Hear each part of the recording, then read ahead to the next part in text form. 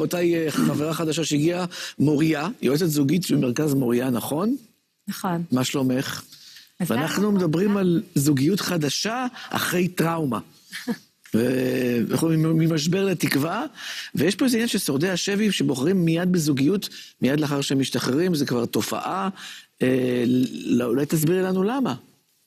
אני אסביר, כששורדי השבי יוצאים אחרי השחרור ישר לזוגיות, אנחנו בעצם לא רואים רומנטיקה, אנחנו רואים תקומה. למה? כי מאז הנפש האנושית, מאז האדם הקדמון ועד היום, היא בעצם זקוקה לביטחון ולשייכות, וכשהדבר הזה נשלל ממנה, האדם יעשה הכל כדי לחזור לעצמו. זאת אומרת, כשאדם נמצא בשבי, הוא מאבד את השליטה שלו, את הזהות שלו, את הבחירה שלו, בדרך כלל הוא הופך להיות מספר. ואז הדמות ההתקשרותית שנמצאת לצידו, שיכולה להיות חבר, בן זוג או קבוצה מסוימת, היא בעצם הופכת להיות הסביבה הבטוחה, החיה שלו בתוך המערכת ההישרדותית. זאת אומרת שיש מישהו שרואה אותי, תומך בי, נותן לי, גורם לי בעצם להרגיש חזק. אז המוח מקבל מסר מאוד חשוב, אני עכשיו מוגן, האיום בעצם יורד, ואז עולים המשאבים הפנימיים של הבן אדם. רגע, אבל לא מדובר בנחמה או משהו כזה, שאדם רוצה, אולי אחרי משהו עבר, להגיע לאיזה מקום שמכיל אותו, שמנחם אותו. לא, זה עניין של משאבים פנימיים. משאבים פנימיים זה בעצם מצבים נפשיים שאדם כבר מכיר בעבר, כמו ביטחון, אמון, תקווה, יכולת הבחירה שלו. זה לא מדובר בתכונות אופי של יש לי או אין לי, אלא מדובר במצבים נוירולוגיים רגשיים שהמוח בעצם יודע לייצר. ובזמן שבי בטראומה, האדם לא יודע לגשת אליו לבד, זאת אומרת, הגישה נחסמת. ולכן אנחנו מאוד זקוקים לקשר. זה ממש כמו קביים, אוקיי? אנחנו לא לוקחים את הקביים כדי ללכת, אנחנו רוצים שהוא יעזור לנו ללכת. לכן קשר בעניין הזה הוא סוג של ריפוי. זה סוג של עוגן נפשי? ממש, סוג של ריפוי ועוגן נפשי. בוא נסביר מה זה אומר עוגן נפשי. אני אסביר את זה. החברים שיושבים בעצם בשבי, אוקיי? לכל אחד מהם דמות התקשרות שהיא בטוחה לידו. עוגן זה דמות שמתחברת לרגש מאוד מאוד חזק. אדם שיושב עם מישהו בשבי, הוא בעצם רגיל להיות איתו, רגיל להיות עם מישהו, רגיל להיות בזוג, בשניים הוא רגיל להיות בקשר.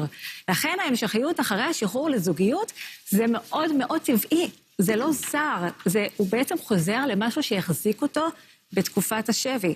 כי המוח שיכול לחשוב בגלל איזושהי טראומה שעברנו שם באיזשהו, בהפרעה גם נפשית, או גם אולי בחדירה לפרטיות הגופנית והנפשית של אותו אחת או אחד, הוא יגיד, עכשיו אני רוצה לשים פה חומה, אף אחד לא מתקרב אליי, אף אחד לא תתקרב אליי, נפגעתי מזה מאוד בשנה האחרונה, אני לא רוצה שיתקרבו אליי, בטח לא בנושאים האלו, הכל כך אינטימיים, בוא נאמר כך. בן אדם שיושב בשבי ויש לו את העוגן האנושי, שזה הדמות שהיא מתחברת לרגש מאוד מאוד חזק, אוקיי? אז כשאנחנו נמצאים על יד דמות כזו שנמצאת לצידנו, אנחנו בעצם מבחינת המוח, אוקיי? לא מדובר גם ברומנטיקה, אלא במנגנון אנושי מאוד מאוד בסיסי.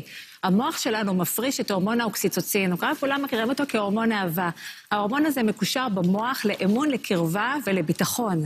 ברגע שאני נמצאת ליד דמות אנושית שנמצאת לצידי, ואנחנו ראינו הרבה כאלה שישבו עם אנשים הרבה זמן, בעצם המוח מקבל יותר אוקסיטוצין, ואני מרגיש יותר ביטחון.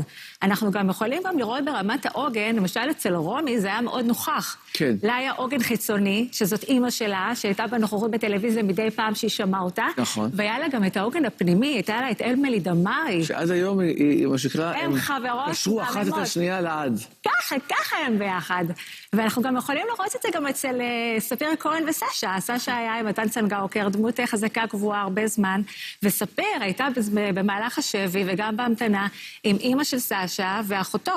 זאת אומרת, לא, את זה אני מבין, את הקשר שאנחנו רוצים לשמר עם אותם שורדים שהיו איתנו, שנתנו לו ביטחון בעולם הזה, ברור לי שהבונדינג הזה יהיה לעד ויהיה יומיומי, כי הם ימשיכו אותם, וזה ברור לי. אבל מבחינה אישית, מבחינה זוגית, מדברים פה על קשר זוגי. אני חשבתי, אולי, ואני לא שאני מבין גדול, שבגלל האירועים האלה שם היו לא פשוטים, גם רומי מספרת עליהם, ירגרמו לאותו אדם, נשמע, אני עכשיו עברתי איזושהי טראומה בנושא הזוגי, בנושא האינטימי של חיי, בזה אני לא נוגע לפחות בשנתיים הקרובות, בשל הטלטלה שעברתי. ואת אומרת, לא, זה בדיוק הפוך. נכון, זה בדיוק העניין של הריפוי. אנחנו צריכים להבין שהאנשים האלה מאוד התרגלו להיות עם אנשים, בסדר? הם שחזרו יום-יום, 24 שעות, לשתף. הרי מה זה אינטימיות? זה אינטימסי, זה אינטומיוסי. אנחנו בעצם התרגלנו לשתף. אנחנו רואים שאנשים שיצאו מהשבי, אוקיי? פתאום אנחנו רואים שהחבר שהיה לצידם יודע הכל על החיים שלהם. הוא יודע הכל על החיים שלהם. אחרי שנתיים על האבא, על מה שהוא עבר ביום-יום. זה אומר שהם ממש התרגלו לשתף ולפתוח את הלב ולהתחבר, וזה היה אמצעי עבורה ממש לעבור את השבי. זאת אומרת, כשנשללת לאדם זכות הבחירה, הבחירה שלו בקשר, זו החזרה שלו לחיים. ממש. ממש, ואנחנו גם רואים את זה, למה אני אומרת תקומה, אוקיי? אנחנו גם רואים את זה ברוח היהדות. אוקיי? תסבירי איך זה קשור לעם ישראל. איך זה קשור לעם ישראל? עכשיו אתה מחזיר אותי לבראשית. לא טוב להיות האדם לבדו, אוקיי? כן. לא קשה, לא עצוב, לא טוב, זה מצב גם היום שיש לך את כל הטכנולוגיה הזאת, שעוד רגע כבר יש לך רובוט או רובוטית, שכבר תעשה את כל מה שאתה חולם. יש בזה דברים טובים ויש בזה דברים לא טובים, אבל אנחנו באמת יכולים לראות שהמצב הזה של להיות לבד, זה מצב שהוא לא תקין. הרי באמת ביהדות, קשר זה ברית, זה יציבות, זה מחויבות, זה בנייה לעתיד. אנחנו רואים פה את כל עם ישראל, אחרי כל האסונות. יש לנו את הגולה ואת השואה, מה אנחנו עשינו?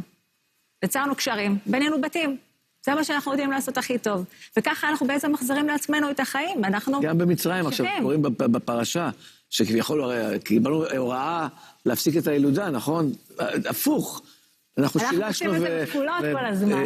אומרים שהיו זוגות שנשים ילדו לא תאומים, שלישיות, רביעיות, חמישיות, כאילו... ברח השם.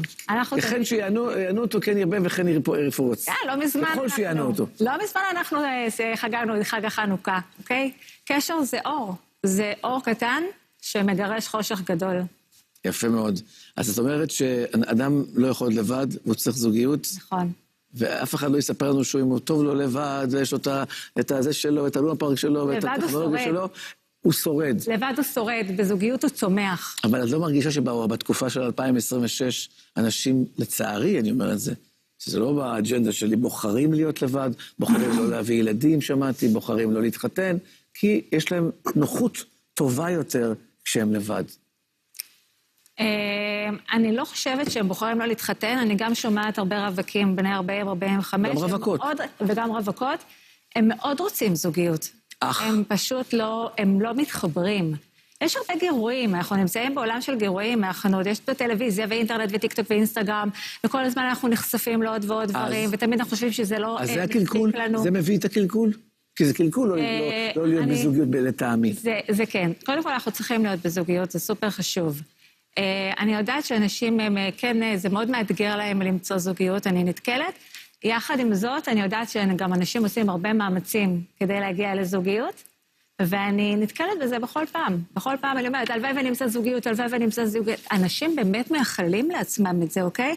זה לא באמת הם רוצים להיות לבד, וגם אם בסוף יש את התוצאה, בסוף אתה יודע מה האדם רוצה, זה גם משהו בסוף שהוא קורא איתו. אם הוא יכול להגיד, שמע, אני מת להתחתן, אני רוצה להתחתן, אבל במייסה הוא לא מתנהג ככה.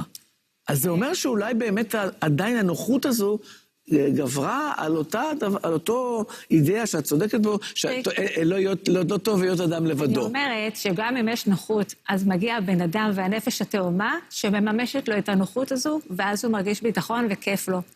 אוקיי? כי אם מישהו אוהב משהו מסוים, יגיע הנפש התאומה, שתממש לו את הדבר הזה, שפשוט תגרום לו להרגיש חופשי. ובוואנס זה קורה, זה מאוד מתחבר. אנחנו צריכים להתחבר למהות שלנו, הנפש התאומה שלנו צריכה להתחבר ולהסתכל על אותו הכיוון. וברגע שזה קורה, אז זה קורה גם אם בן אדם בהתחלה רצה מאוד את הנוחות שלו. יכול להיות שהבן זוג או בת הזוג שלצידנו תממש לנו את המקום הזה של הנוחות, של החופש, ואז אנחנו בעצם יוצרים בונדים. זאת אומרת, אין דבר כזה שזה לא קורה. זה קורה. את לא חושבת שכל התקופה האחרונה... ברוך השם, אלוהים יודע לעשות את זה בצורה הכי שכל מה שקורה לאחרונה, בכל הטכנולוגיה שהתקדמה בחזקות, היא רק מרחיקה אותנו בזוגיות, ואנחנו רואים עט דברים או אירועים שלא היו בשנים הקודמות, או שאני הייתי ילד. יש עוד ועוד יותר ויותר אנשים שבוחרים לסיים או לחיות את חייהם בגפם. ככה אני רואה, אבל אולי אני טועה. תראה, בדרך כלל כשאנשים נשארים לבד, זה הרבה בגלל חסמים בתת המודע שמביאים איתם הילדות. אז לא היו חסמים? הפחדים. למה אז זה לא קרה? אז היו חסמים, אבל אז היה איזשהו נרטיב קצת אחר, קצת יותר מסורתי ויותר חזק. אוקיי? אז זה הסיפור. כן. זה הסיפור. יש פה נרטיב שהוא קצת השתנה. על זה אני מדבר. יש פה נרטיב שהוא קצת השתנה. יחד עם זאת, אנחנו עדיין נמצאים שם, אנחנו עדיין מקבלים את זה מההורים, ועדיין זה מחלחל בנו, והבסורתיות עדיין נמצאת בנו. יש לה ניסיון רב. אני רוצה להגיד שבעלי הוא גם לומד וגם מלמד קבלה, והוא אומר הרבה פעמים שאנחנו יותר סוציומטים בתקופה שלנו, זאת אומרת, אנחנו הופכים אגואיסטים קצת. כן, בדיוק, הופכים יותר... מרוב ההתפתחות והקדמה, ויש לנו הכל, ויש את הרובוטים שאתה מדבר עליהם, ואנחנו יותר אגואיסטים, ולכן אני חושבת שמה שמוריה מדברת עליו זה לחבר למשמעות. אנחנו מכירים את ויקטור פרנקל, שהוא שורד שואה, פסיכיאטר, שהקים את הגישה הנרטיבית, והוא בעצם אומר לנו מי שיש לו בשביל מה, ימצא כל איך, ומה שאני שומעת ממך זה למעשה לחבר לאנשים שסבלו כל כך הרבה את המשמעות שלהם, להתחבר מחדש לזוגיות. אני גם מסכם את מיכל, אגיד לך, פעם זה היה רוגע לך, קניידה לך, היום זה ביס לי, קין לי, הכל התחלף אליי, אני, הב לי, מה איתי, האם הוא מתאים לי, אף לא שואלת, מי שאלה אותי, תגיד לי, אבל אני לא יודע אם הוא מתאים לי, למה את לא שואלת, אני לא יודע אם אני מתאימה לו. מחשבה. יפה, מקסים. אהבתי את ה... טוב, אז בואו נהפוך את הביסלי והקינלי, להחזיר את זה לרוגע לך וקניידה לך. לרוגע לך וקניידה לך, כן? ושנהפוך את העניין של משמעות בזוגיות. מוריה ציטטה מבראשית, ואני, יישר כוח, כל הכבוד, אז נאמר שם, זכר ונקבה ברא אותם ויקרא את שמם אדם. רק ביחד בונים עולם. בדיוק מה שרציתי להגיד, גם באמת, בורא העולם הביא לנו את הגבר ואת האישה. זאת אומרת, כאילו, זה באמת הבסיס שלנו. נסכם במשפט זה קשר, זה עניין של קשר יותר. על כן עזב איש את אביו ואמו ודבק ואשתו, והיו לבשר אחד. אמן. תודה רבה לך, מוריה, שהיית איתנו. תודה רבה גם לכם. אנחנו נצא לקצת פרסומות, שתביא את הזוגיות אולי, שתראינו ככה כמה אנחנו מתגעגעים לשידור עצמו, אז קצת שיהיה לכם געגוע אלינו. פרסומות ומיד חוזרים.